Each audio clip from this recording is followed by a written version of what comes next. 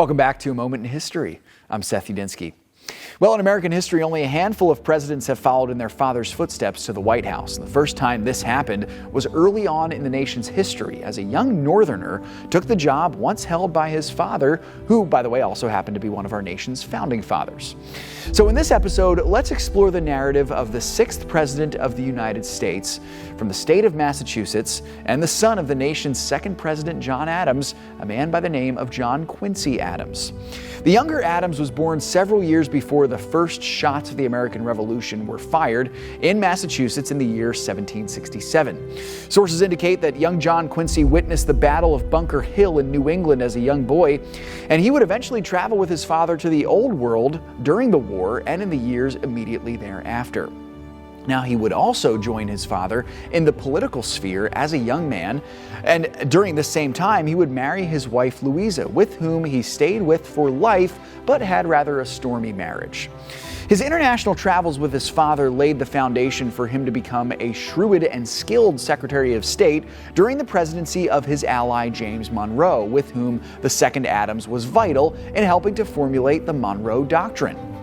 Now, as Secretary of State, John Quincy Adams would then be a shoo-in for the presidency, and sure enough, he would win the election of 1824. But his election was marred with controversy.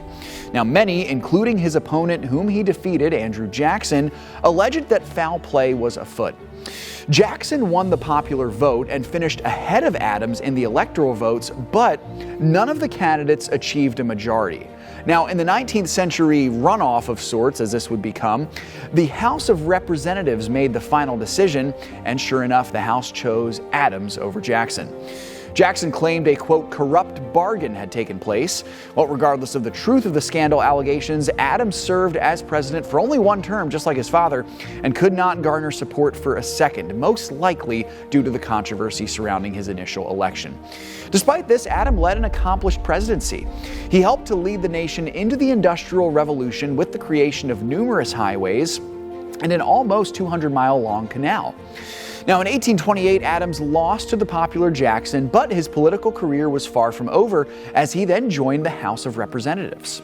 During his near 2 decades in the House, he would then become a staunch abolitionist, fighting against the institution of slavery as the country itself was becoming more deeply divided over the issue. Now we fast forward at last to 1848, where Adams succumbed to a stroke while in Congress and died in Washington, D.C. at the age of 70. Thanks so much for joining me once again for A Moment in History.